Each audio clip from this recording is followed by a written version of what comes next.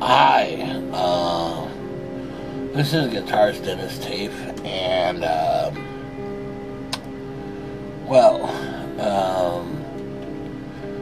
I was in a music store recently, and, I was actually, having an amp checked out, at one of my local haunts, if you like, and I saw a sign there, and it says, hey, if you want to play a live concert, and it'll be for a radio station, it'll be a live broadcast, about a half-hour show,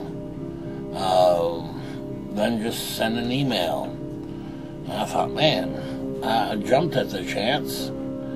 I thought, what better way to try out my new style, than playing it live on the radio. It's an FM station here in Bloomington, Indiana. It's WFHB, and for a while I didn't hear anything back, and so I was wondering, wow, they must have a lot of people signing up to do that. But eventually, I sent them a link to my website and told them who I was, and I'd be interested in playing. That'd be great. And so I have a show booked January 2nd. It'll be from 9:30 to 10 o'clock on WFHB. And there'll be more details in the description here. And so what I wanted to do is basically chronicle this via video, this entire show, preparations for it, actually doing the show, and the aftermath and things. Now, there's a few things for me to consider here. One, if you're not familiar with my music and approach to music, it's all improvised on the spot. So I, per se, don't have any songs. It's just I play something, and I use guitar loops done on the fly, which is basically you play something, and it records part of it, and it starts to loop it, and then I find ideas that match well with it, and layer those loops, and on and on and on, and emulate bass on guitar. And I do that by basically playing a bass part, lowering it an octave, and then looping that as well. Now, what does that really mean? What that really means is that it's very easy to fall flat on your bass. Sometimes you can reach magical musical moments that you would have never thought of otherwise. On the other hand, super easy to play wrong notes, and it would not sound good, especially if you start looping it. That's what I mean by fall flat on your face. So it's a little nerve-wracking. Now, keep in mind, though, I've been doing this since about 1999. Because I recorded my first album in 1999, which was a conventional album. But then I did the looping and improvisation from album 2 to my current album, which is volume 284. Okay, and really, years-wise, it'd be 1999 to now 2018. Think that by now I'm gonna have the hang of it, yeah? However, that might not exactly be the case, because when you're improvising, you take chances, and sometimes those chances work great, other times they don't work so great, but you try.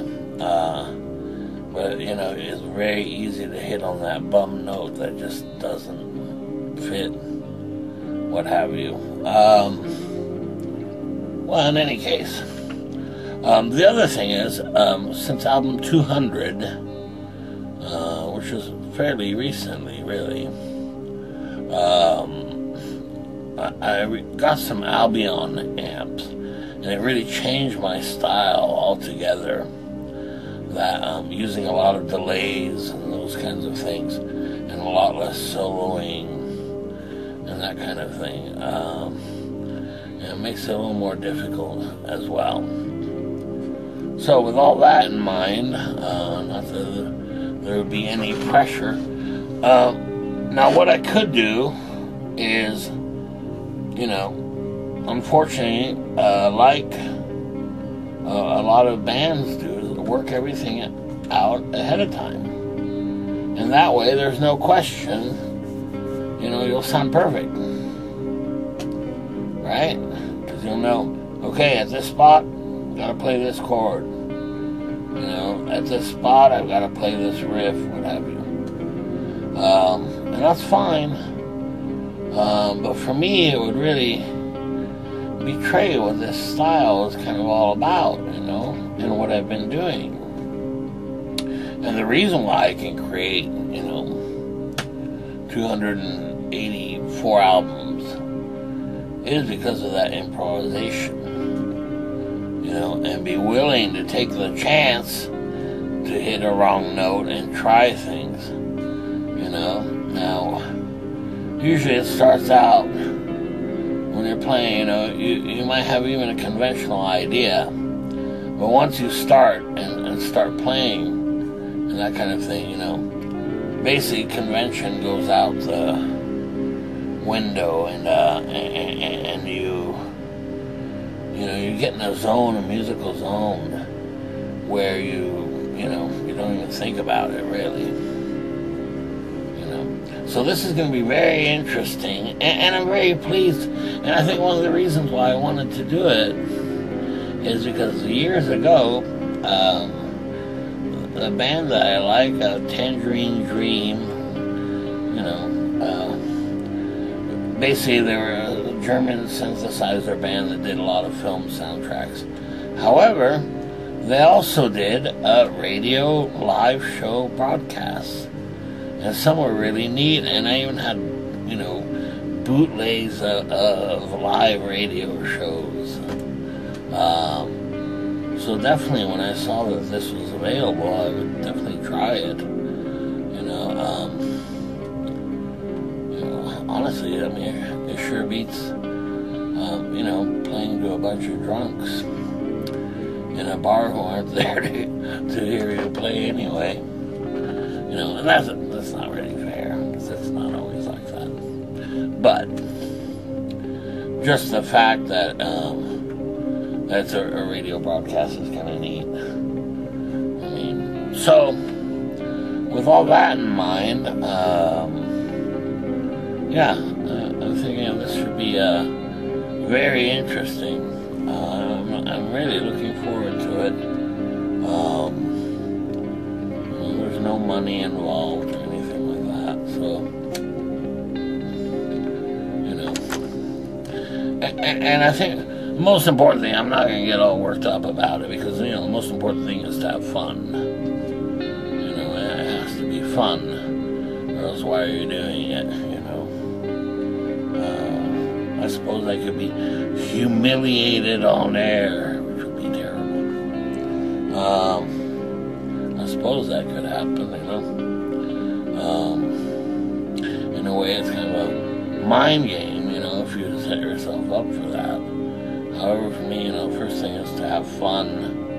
And, I mean, don't get me wrong, I'll do the best I can, you know, and have it sound decent. Now, there's a couple things. One, I'd love to be able to use swells a lot. And there's still some sounds that I'm working out that I'd love to be able to use for that show. And I have time. Now, you know, it's what, about 2 weeks away or something like that. I think that's right. Maybe not. Maybe it's, I don't know. well, whenever it is. Hopefully I can get my guitar fixed by then. You know, this volume knob causing all kinds of problems, kind of a crackly sound. And that's the other thing, is the equipment. Normally, you know, the equipment works great, but there are times where it's temperamental, and don't know why, really. In fact, here I was just recording, and a cable suddenly just went bad out of nowhere, and I lost an entire channel, you know, on there. However, I have to admit,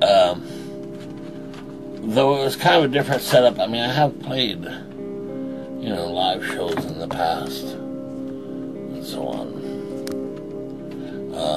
So it's not entirely new to me.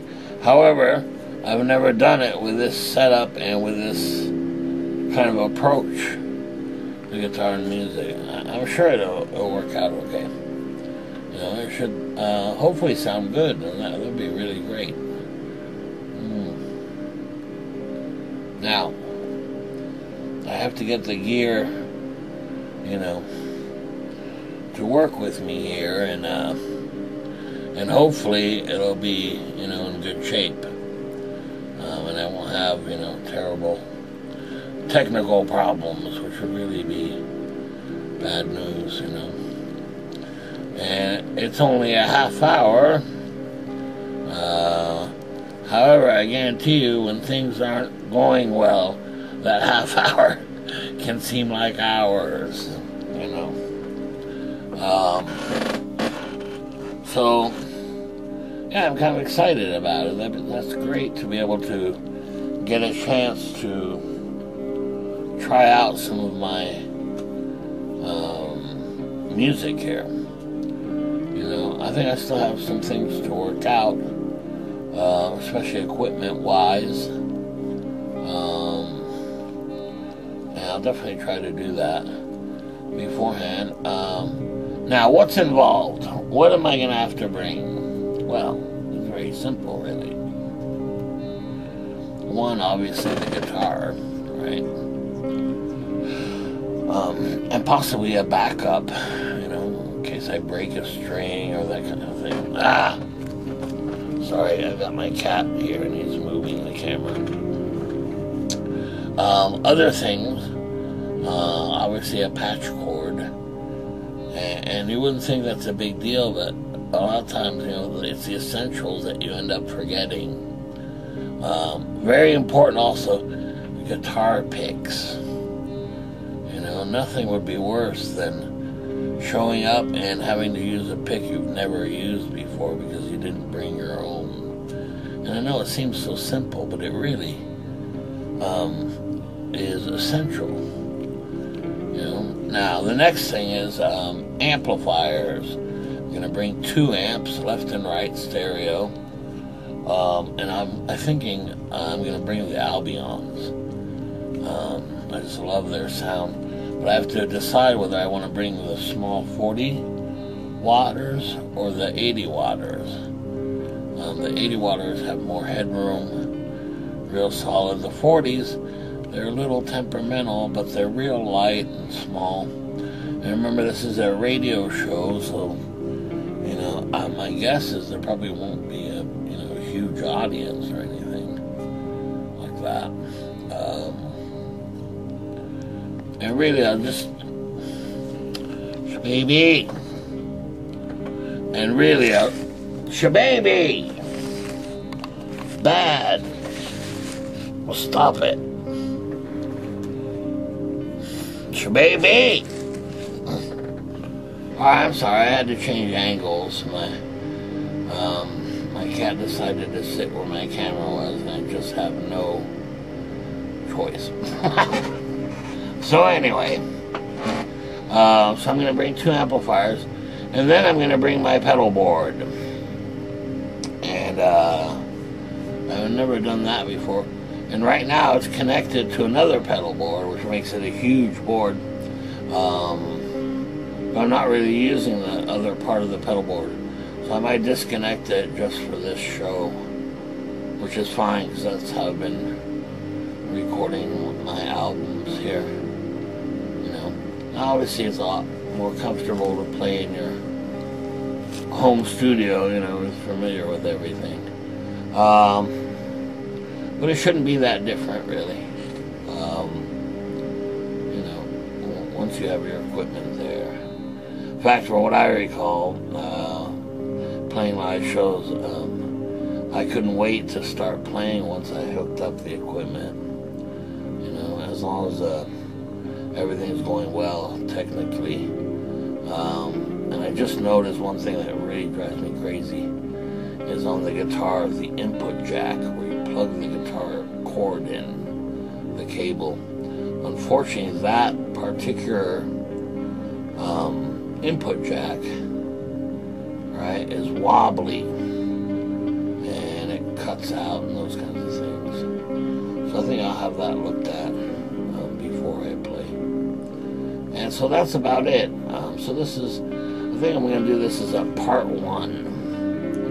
And part 2 will actually be going to the show and playing the show.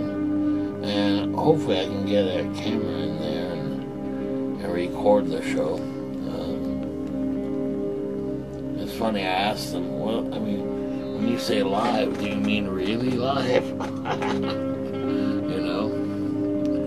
In other words, if I screw up, I can't start again? Is that, you know?